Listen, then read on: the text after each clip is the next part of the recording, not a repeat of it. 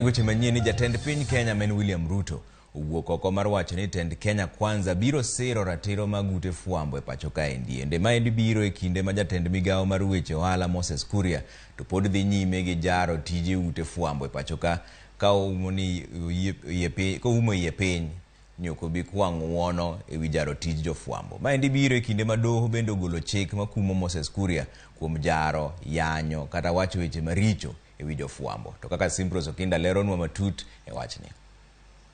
I am not apologizing. First, they should apologize to Gerard and I, whom they have threatened to fire just for wanting to write an article that is balanced. Mano jatend migawo mar weche tudruok e pacho ka Moses Kuria ka okwer ni ok onyal kwayo ng'uono ir jofwambo kod ute fwambo mano chwanyo kuom jaro kendo nyiero tijegi.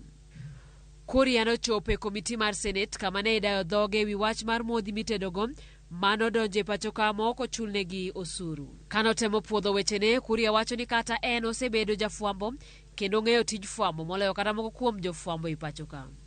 My friend, I've been a media owner before. I've been a writer in your newspapers and all that before. There's nobody who is pro-media more than me. But I know the difference between media and what Thomas Baldwin called the prerogative of the harlot, the exercise of power without responsibility.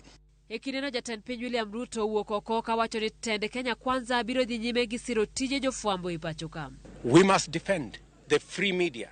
We must defend their right to criticize, to say whatever it is that they want to say, even to write propaganda, even to say the wrong things, even to write falsehood.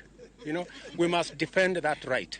But we must also defend the right of those who hold the media to account or who call out the media. Ruto mane loso e nyasi mar yango chakruok mar piem mag nyamburko Naivasha, kata kamano ywak ni nitiere ute fwambo moko ma ok ti tijegi e yo makare. I saw one journalist saying the president should defend us from Moses Kuria.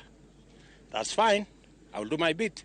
But I want to ask them, so who is going to defend me from rogue media? If they are feeling pain about what others say about them, it should tell them there are people who feel pain when they write falsehood about others. Magitimore kinde madoho kumo Moses Kuria kuom jaro, yanyo kod wacho weche maricho e wi jofwambo e bura mano chwale nyim doho kod jakedne ratich oganda Charles Mugane. E bura mare, Mugane wacho ni weche mano wachi kod Moses Kuria dhi ataro mar ped chike ma pacho ka kare mar 6 maloso e wi telo makare. Bura ni ibiro winj kendo tarik 24 mar dweni.